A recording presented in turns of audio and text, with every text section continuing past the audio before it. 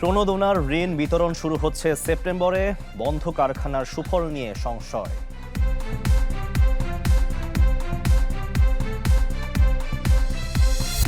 দেশ জুড়ে এখনো গ্যাসের সংকট, তিতাসের গ্যাস লাইনে পাম্প বসিয়ে সরানো হচ্ছে পানি।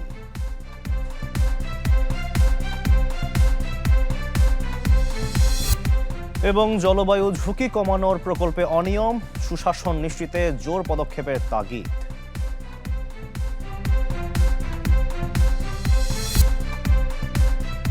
মার্কেন্টাইল ব্যাংক পিএলসি বিজনেস 24-এর সবাইকে স্বাগত। আপনাদের সাথে আছি আমি শাকিল আহমদ। প্রণোদনা প্যাকেজ বাস্তবায়নের 17টি ব্যাংকের সাথে চুক্তি করেছে কেন্দ্রীয় ব্যাংক। দেওয়া হবে 41,000 কোটি টাকার তহবিল। আগামী মাসে শুরু হবে ঋণ বিতরণ কার্যক্রম। তবে বন্ধ প্রতিষ্ঠানের ঋণ বিতরণে শঙ্কা দেখছেন ব্যাংক নির্বাহীরা। স্বল্প সময়ে কর্মসংস্থান বাড়াতে বেসরকারি খাত চাঙ্গা করতে চায় সরকার। এ লক্ষ্যে 60,000 কোটি টাকার প্রণোদনা প্যাকেজ ঘোষণা করে কেন্দ্রীয় ব্যাংক, যা বিতরণ করা হবে বন্ধ শিল্প ও সেবা প্রতিষ্ঠান, এসএমই ও রপ্তানি বহুমুখী সহ বেশ কয়েকটি খাতে। কেন্দ্রীয় ব্যাংকের এই তহবিলে 40,000 কোটি টাকা সরবরাহ করবে 17টি বাণিজ্যিক ব্যাংক। এরই মধ্যে সম্পন্ন হয়েছে চুক্তি। এই ঋণ সহায়তা পেতে ব্যাংকে আবেদন করেছে অনেক ব্যবসায়ী প্রতিষ্ঠান। আবেদনগুলো ব্যাংকের পর্ষদে অনুমোদন পেলে পাঠানো হবে কেন্দ্রীয় ব্যাংকে। ছাড় হবে ঋণের অর্থ। এই কার্যক্রমও সঠিকভাবে পরিচালনায় 15টি নির্দেশনা জারি করা হবে। যে সকল ব্যাংকের উদ্বৃত্ত লিকুইডিটি তারল্য রয়েছে তাদের সাথে আমরা চুক্তিবদ্ধ হয়েছে, তাদের কাছ থেকে আমরা উদ্বৃত্ত তারল্যটা সংগ্রহ করব, সেটি আবার রিফাইন্যান্স বা প্রিফাইন্যান্স আকারে ব্যাংকগুলোর হাতে পৌঁছে দিব। দীর্ঘদিন বন্ধ থাকায় কারখানায় নতুন করে ঋণ দেওয়া নিয়ে সন্দিহান ব্যাংকাররাও, যদিও সক্ষমতা যাচাই করে অর্থ ছাড়ের দাবি ব্যবসায়ীদের। আমরা দেখেছি যে টাকা যখন 41% এক বছরের মধ্যে ডিভ্যালু করলো, তার উপরে আমাদের ফরেক্স লসের সাথে সাথে ইন্টারেস্ট রেট বেড়ে গেল, একটা হিউজ ইকোনমি থেকে কিন্তু ওয়ার্কিং ক্যাপিটাল ইরোড হয়ে গেছে, ঠিক না? তো ওদেরকে চলমান রাখাটা আমরা তো মনে করেছি সবচেয়ে আগে জরুরি, রাদার দেন আপনি বন্ধ কারখানাকে আবার চালু করার যে উদ্যোগ। 10 বছর আগে বন্ধ হয়ে আছে, যন্ত্রপাতিগুলোও তো অনেকটা ডেটোরেট করছে এবং তাদের মান অনেকটা নেমে গেছে। সেক্ষেত্রে হয়তো সমস্যার সৃষ্টি হবে, কিন্তু যাদের এই যন্ত্রপাতি ভালো আছে, যাদের মিল ভালো আছে, কলকারখানা যাদের ভালো আছে, তাদের ক্ষেত্রে বোধহয় প্রবলেম হবে বলে মনে করি না। ব্যাংকগুলোকে একচ্ছত্র স্বাধীনতা না দিয়ে প্রণোদনা বিতরণে বাংলাদেশ ব্যাংকের কঠোর নীতিমালা ও তদারকি চান অর্থনীতিবিদরা। ওদের খুশি মতো ইভ্যালুয়েশন করবে সেইগুলো না। বাংলাদেশ ব্যাংক যেহেতু বাংলাদেশ ব্যাংকের ফান্ড, তাই না, জেনারেল ডিপোজিটরদের ফান্ড না, বাংলাদেশ ব্যাংকের ফান্ড। সুতরাং এখানে ব্যাংকের খবরদারির চেয়ে বরঞ্চ বাংলাদেশ ব্যাংকের খবরদারি থাকা উচিত। রাজনৈতিক প্রভাবমুক্ত রেখে এই ঋণ বিতরণ হলে অর্থনীতিতে ইতিবাচক প্রভাব পড়বে বলে আশা অর্থনীতিবিদদের। মাসুম মিয়া, চ্যানেল 24, ঢাকা। দেশ জুড়ে এখনো কাটেনি গ্যাস সংকট। চাহিদা মতো গ্যাস না মেলায় প্রধান সড়ক জুড়ে শুধুই যানবাহনের দীর্ঘ অপেক্ষা। বেড়েছে সাধারণের ভোগান্তি। ঘন্টার পর ঘন্টা লাইনে দাঁড়িয়ে থেকেও মিলছে না কাঙ্ক্ষিত গ্যাস। পর্যাপ্ত চাপ না থাকায় বেশিরভাগ সিএনজি স্টেশনে নেমে এসেছে স্থবিরতা, যার প্রভাব পড়েছে প্রধান সড়কে। দীর্ঘ যানজটে ব্যাহত হচ্ছে শহরের স্বাভাবিক গতি।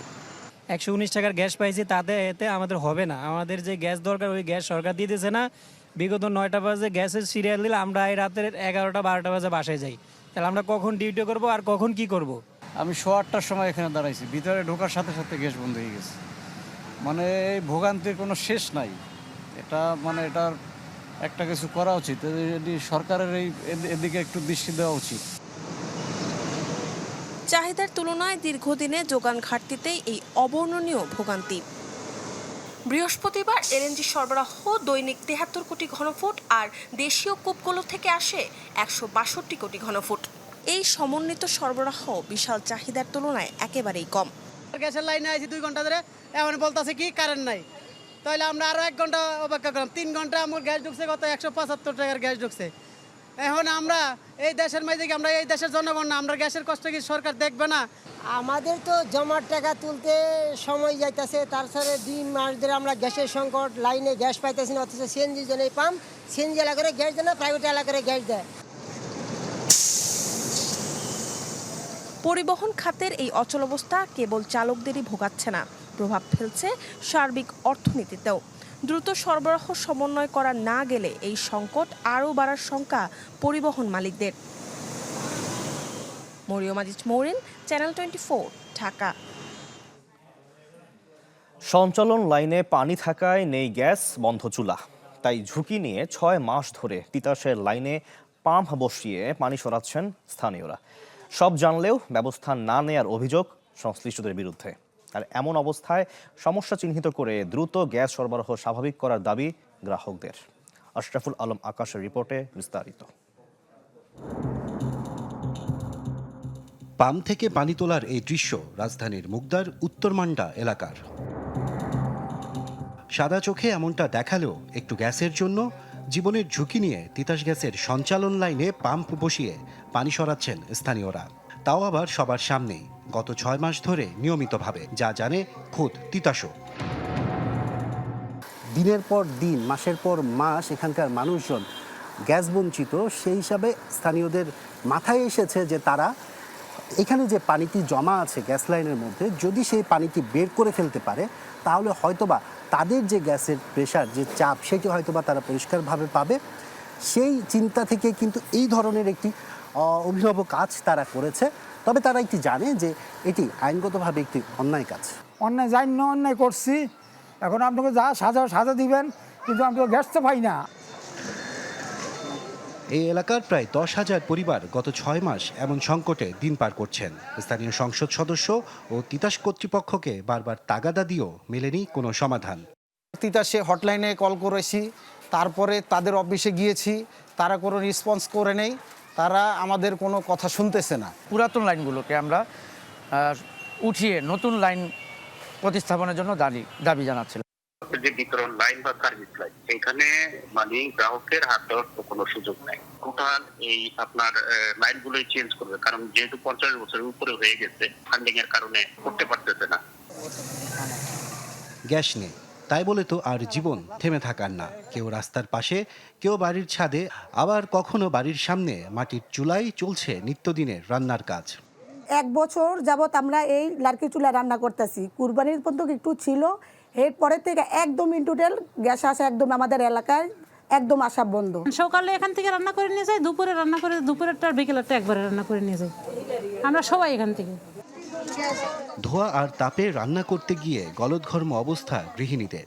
কাঠখড়ি সংগ্রহের খরচ, সব মিলিয়ে দুর্ভোগের যেন শেষ নেই।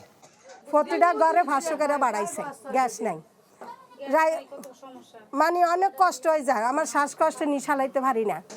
সঞ্চালন লাইনের সমস্যা চিহ্নিত করে দ্রুত গ্যাস সরবরাহ স্বাভাবিক চান এ এলাকার বাসিন্দারা।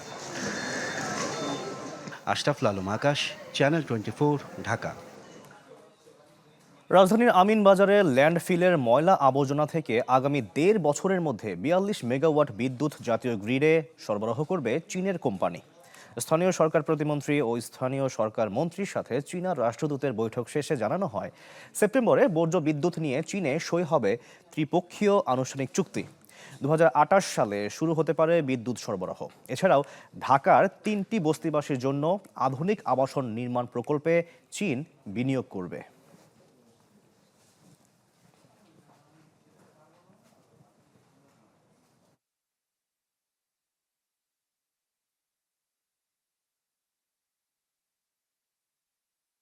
আমাদের উত্তর সিটি কর্পোরেশনের যে ওয়েস্ট টু এনার্জি প্রজেক্টটা তাদের দেশের কোম্পানি করছে, সেখানে আগামী 1.5 বছরের মধ্যে তারা জাতীয় গ্রিডে 42 মেগাওয়াট বিদ্যুৎ জাতীয় গ্রিডে তারা ওখান থেকে দিবেন। Now we also move forward as a Mongla Port project. Now we are working with Bangladesh to have the Tista River project. We have the feasibility study. We are working with, especially on energy. Solar energy, renewable energy. That is what we discussed with Honorable Minister. টানাপোড়েন পেছনে ফেলে গতি ফিরছে বাংলাদেশ ভারতের বাণিজ্যিক সম্পর্কে। গুরুত্বপূর্ণ বেশ কিছু বিষয়ে শুরু হয়েছে ঢাকা দিল্লি আলোচনা। চালুর উদ্যোগ নেওয়া হচ্ছে সীমান্ত হাট ও স্থলবন্দরের পূর্ণাঙ্গ কার্যক্রম। আর এই অবস্থায় বাণিজ্য ঘাটতি কমাতে কার্যকর পদক্ষেপ নেওয়ার তাগিদ বিশ্লেষকদের। আঞ্চলিক বাণিজ্য ও অর্থনৈতিক ভৌগোলিক বাস্তবে ভারত বাংলাদেশের অন্যতম প্রধান বাণিজ্যিক অংশীদার। 5 আগস্ট বাংলাদেশের রাজনৈতিক পরিবর্তনের পর আন্তঃবাণিজ্যে কিছুটা মন্থরতা এসেছে, কিন্তু থামেনি। তথ্য বলছে সাম্প্রতিক সময়ে দুই দেশের দ্বিপক্ষীয় বাণিজ্য স্থিতি ছিল প্রায় 12 থেকে 13 বিলিয়ন ডলারের কোঠায়। এমন প্রেক্ষাপটে দ্বিপক্ষীয় বাণিজ্যকে আরও বেগবান করতে শুরু হয়েছে নতুন আলোচনা। সম্প্রতি ভারতীয় বাণিজ্যিক প্রতিনিধি দলের সঙ্গে বৈঠক শেষে বাণিজ্য মন্ত্রী খন্দকার আব্দুল মুক্তাদির জানান, দুই দেশের মধ্যে অবকাঠামো ও ডিজিটাল খাতের উন্নয়নে দুটি আলাদা টাস্কফোর্স গঠনের প্রস্তাব এসেছে। সেই সাথে সীমান্ত হাট ফের চালু ও সুতা আমদানির ওপর থাকা নিষেধাজ্ঞা প্রত্যাহারের মতো গুরুত্বপূর্ণ বিষয়েও এগোচ্ছে কথা। তো এই সমস্ত প্রক্রিয়ার মধ্যে দিয়ে বাণিজ্যিক সম্পর্কের মধ্যে গতি আনা, ক্রমাগত এগিয়ে নিয়ে যাওয়া, নতুন বিনিয়োগের সুযোগ এবং ক্ষেত্র খোঁজা, এটি একটি বহমান প্রক্রিয়া, এটি চলতে থাকবে। ভারতের 11.5 বিলিয়ন ডলারের বিপরীতে ভারতে বাংলাদেশের রপ্তানি এখন 1.25 বিলিয়ন ডলারের কাছাকাছি। দ্বিপক্ষীয় এই বাণিজ্য ঘাটতি কমাতে এবং যোগাযোগ ব্যবস্থার পূর্ণ সুফল পেতে সাবরুম সড়ক যোগাযোগ বৃদ্ধি ও ট্রান্সশিপমেন্ট সুবিধা পুরোপুরি কাজে লাগানোর আহ্বান ব্যবসায়ী ও অর্থনীতিবিদদের। জানি যে ভারতের সাথে আমাদের বাণিজ্য প্রায় 13 বিলিয়ন এবং মোস্টলি এটা ভারতের দিকেই হেলে আছে, অর্থাৎ ট্রেড ব্যালেন্স ভারতের পক্ষে। কিন্তু এটাও বাস্তবতা যে অনেক কিছুর জন্যই আমরা পরস্পরের উপরে নির্ভরশীল। সেই জন্য বাণিজ্যটা স্বাভাবিক পর্যায়ে ফিরে আসা উভয়ের জন্য মঙ্গল। ডাইভার্সিফিকেশনের যে প্রয়োজন সেই দিক থেকে চিন্তা করলেও ভারতের বাজার কিন্তু আমাদের জন্য একটা বড় সুযোগ। সুতরাং রাজনীতি বা ধরেন ডিপ্লোম্যাটিক যে নেগোসিয়েশন সেটা যাই থাকুক, আমি মনে করি ট্রেডকে এগিয়ে নিয়ে যাওয়ার খুব সমূহ সুযোগ আছে। অর্থনৈতিক সম্পর্ক যে রাজনৈতিক অস্থিতিশীলতার চেয়েও বড় ও দীর্ঘমেয়াদী, বাণিজ্য খাতের এই নতুন পদক্ষেপগুলো তারই প্রতিফলন। নীতিগত বাধা দ্রুত দূর হলে দুই দেশের বাণিজ্য নতুন উচ্চতায় পৌঁছাবে, এমন আশা করছেন ব্যবসায়ীরা। মরিয়ম আজিজ মৌরিন, চ্যানেল 24, ঢাকা।